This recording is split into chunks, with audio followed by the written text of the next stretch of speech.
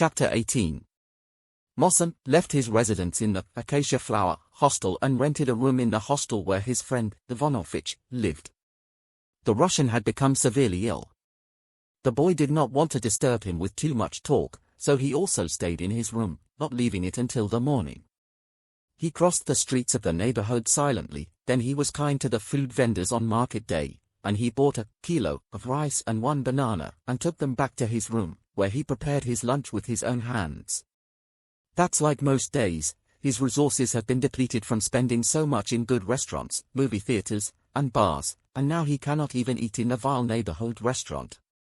He is now paying for the 2 weeks that he said were all his provisions and all his treasure, and which, she said, they are something she wishes could be erased from her memory and she wishes she had not lived through them. The boy stood in front of the fire in one of the corners of his room, watching the water boil in the aluminum rice bowls, and he was silent and thoughtful, as he had been on every day of those days that had passed as if they were years.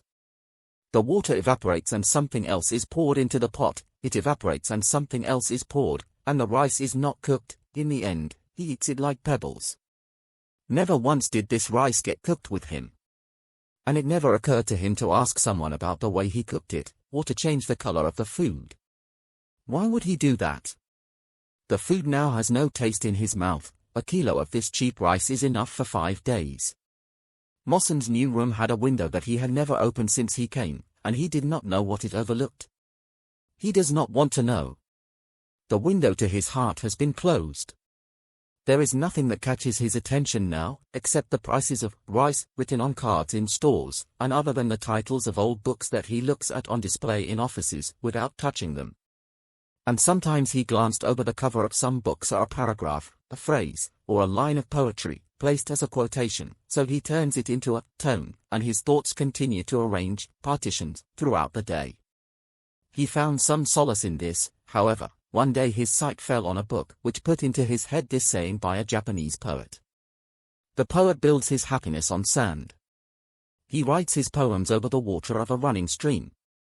Yes, here is all the human affliction. Can't the poetic soul establish its bliss on foundations a little firmer than these sands, in which camels drown, and write its songs on pages more durable than the pages of this water which are folded in the blink of an eye by the fingertips of the air? Yes, there is one way. We shouldn't build anything beautiful on this land. This shifting earth with its sand, water, and air. The boy realized that there was truly a kind of bliss that he had once known, which was the bliss of serenity. This is the serenity that only exists in height. The boy felt that he really did, as if he had become lighter, as if he was rising, as if he was moving away from this earth, to return to heaven, to his heaven from which he had descended. Perhaps rice helped him do that. Asceticism is the ladder of ascension. The boy then accepted his meager food with spiritual pleasure, and with a bright, satisfied smile that illuminated the dark paths of his soul and reminded him of his joy in his youth when he fed on sprouting beans and sat with his book every day next to the shrine of Lady Zainab. Nothing disturbed his spiritual serenity at that time except the mosque guard, that well-dressed sheikh, in his precious abaya, his hair dyed with henna, and his brown eyes, looking at the box of vows in his hands, and other than the mosque's expensive carpets and its large chandeliers. Why all that? The boy never had a feeling of supreme pleasure except when he was on the mats, where he always took his place, not in the hall of the shrine itself, where the mattresses and feathers were, and the rest of those foolish manifestations of that false respect and false reverence, but in that outer hall, where the mats were laid out on some of its land, leaving others naked and clean, like a clean, naked soul. The boy felt there that he was closer to the pure soul of the lady. Throughout his day, Mohsen turned over such thoughts, and longing for the mosque, or for one of God's houses, returned to him.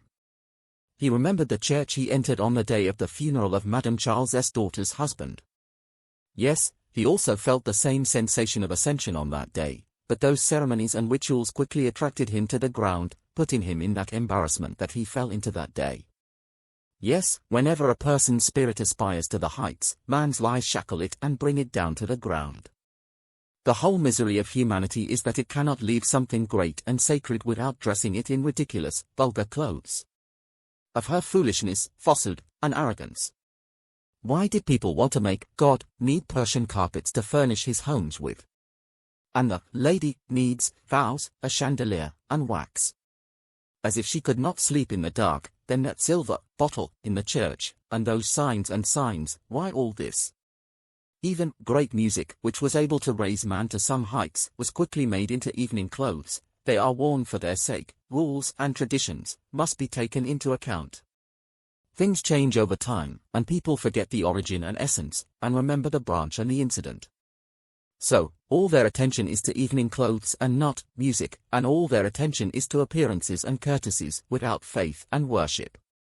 The only exceptions among these are the poor unfortunates who really came to pray, and among those, except amateurs, the customers of the highest theatro, who really came for the music.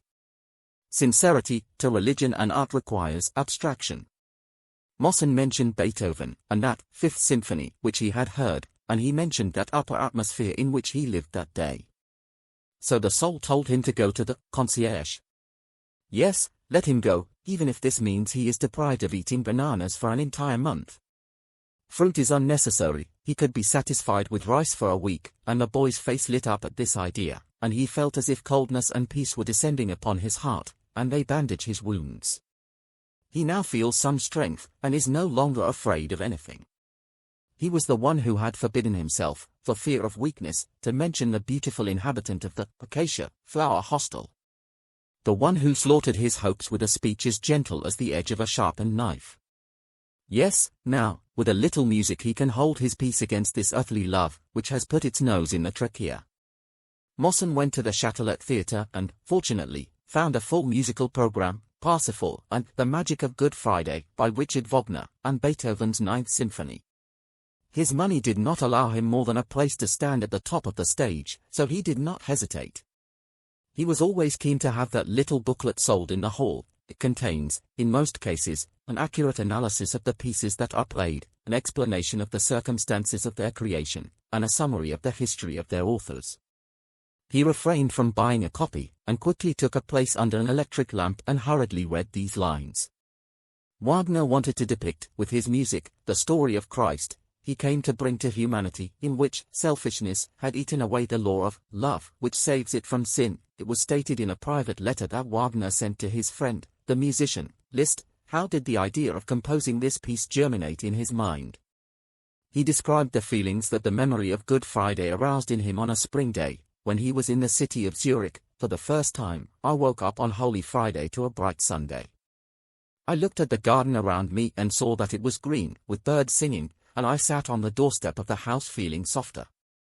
With this peace, which you have waited for so long, this serenity surrounding things affected me, and I immediately remembered that today is Holy Friday, and then it occurred to me to put this piece. Mohsen suddenly stopped reading.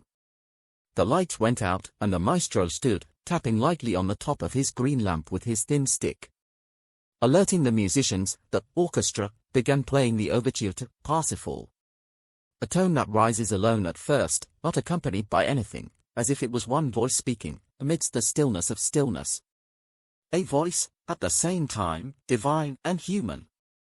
And that tune continues, carrying in its depths the seeds of religious melodies, from which the piece is composed, until it is met by those sacred sayings, take, and eat, this is my body.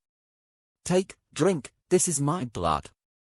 Then he hears from the quassia something like a vague thunder, between many successive fast melodies, and the muffled ringing of cymbals, as if it was a free, extended sound, gradually fading under the domes of a great cathedral. The performance continued, and Mohsen was not on this floor until the professor signaled the end with his stick, and the hands rang out with a clap as if it were thunder. The boy was alerted, and people stood up smoking during the break and chatting. Mohsen remained frozen in his place, and glanced at the stage.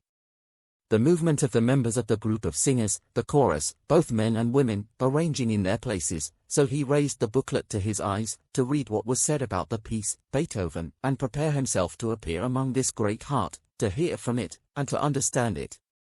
And the boy read this page. In the Ninth Symphony, Beethoven's art reached the peak of what human beings are capable of in the world of sound construction. This work brought about a catastrophe at that stage of his life, during which he was afflicted with deafness, which was mentioned in his will that he wrote in October 1882 AD, following a strong crisis of despair which appears from these lines. To my brothers Carl and Johann Beethoven, you who thought that I was a hateful and stubborn person who hated people. How unfair I am to you, you are ignorant of the hidden reason for all this that has become apparent to you from my matter. I have been, since childhood, I felt that my soul and heart were naturally directed toward goodness. I have always been ready to do great deeds, but, do not forget that, 6 years ago, I was afflicted with a cruel disease, made more dangerous by the inability of doctors, and that I found myself forced into isolation prematurely, and that I had to spend the rest of my life away from the world. I sometimes tried to ignore what happened to me, but the painful experience always reminded me that I had lost my hearing, and yet I could not once dare to say to people, "Speak out loud," they shouted. "I am deaf." Oh, how can I admit this and announce to people the weakness of a sense that I should have had stronger than all people? A sense that I had, in the past, in its fullest development, the most precise structure, and the most delicate feeling, the likes of which are only possible for a few other musicians, both. I cannot, therefore, I hope that you will forgive me if today I am abandoning, as you see, this world, in which I used to enjoy with every satisfied soul. I am very sensitive to my plight, and because of it everyone denies me. I no longer have the right to seek comfort in the company of my fellow human beings. The pleasures of pleasant conversations, the pleasures of sublime discussions, are over. The strong franknesses and the exchange of warm monologues are over. My situation now does not allow me to go to society except as much as is absolutely necessary. I must then live as an outcast. What humiliation sometimes hurts my soul when I see someone next to me listening to the tunes of a flute playing from a distance which I cannot hear, or the songs of a shepherd, which I cannot hear either. One of Beethoven's friends narrates that on the morning of the summer of 1802 AD, his friend's attention was drawn to a shepherd in the forest playing melodious melodies on a reed flute. Beethoven made a great effort to hear something, but he was unable, and his friend was kind to him, so he lied to him and claimed that he also did not hear anything, because the sound was far away from them. But Beethoven understood the truth and sank into deep sadness. Such incidents used to throw me on the cusp of despair, and almost tempted me to put an end to my days, but it is only art that has sustained my life. It is difficult for me to leave this world, before I give away all the creatures that I feel inside myself, which are still in the process of formation. Oh, divine power, you see from above that deep mask, deep in my heart, you know that he is full of love for humanity and a desire to do good deeds. My brothers Carl and Johann. If my days are over, and my doctor, Professor Schmidt, is still alive, then ask him, in my name, to describe my illness and to attach it to these pages of mine, so perhaps after my death, people will at least forgive me. As for your offense to me, you know that I forgave it a long time ago. And all I hope now is that your life will be easier than mine, and that you will be spared the troubles I put you through. I advise you to teach your children virtue. It alone, not money, is the true path to happiness, and I speak from experience. Virtue is the one that supported me in my ordeal until it entered my art. All the credit is due that I did not resort to suicide. Goodbye, and love one another. So Beethoven was living in the darkness of stillness when he produced his Ninth Symphony, and he endured all of this with forbearance, as he said in his will, and he submitted to the judgment of fate with courage, as he says in other memoirs. Compliance, surrender, submission. Let us know how to extract the useful moral lesson from the most terrible calamities and disasters. In this way we make ourselves worthy of God's forgiveness.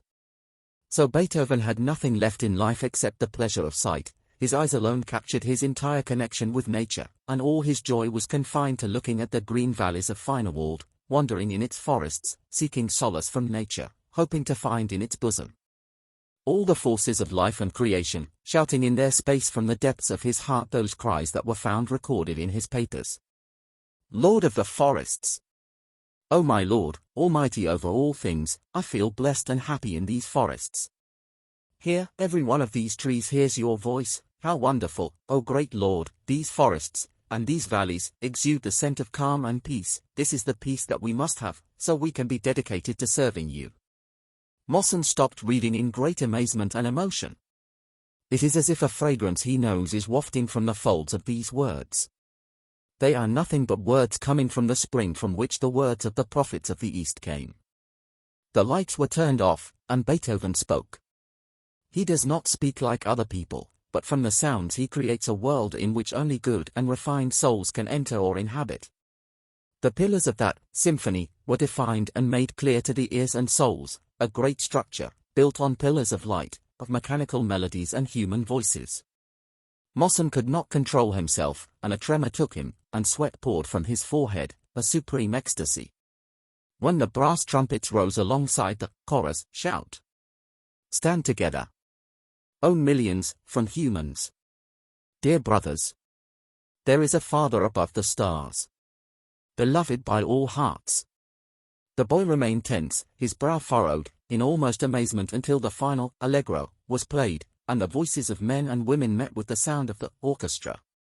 It is as if the curtains of heaven have been parted, so that the singing of the poplars and the angels reaches our ears, gathered in the garden of eternity, reciting the song of joy, the divine joy, the joy of the souls that live in God.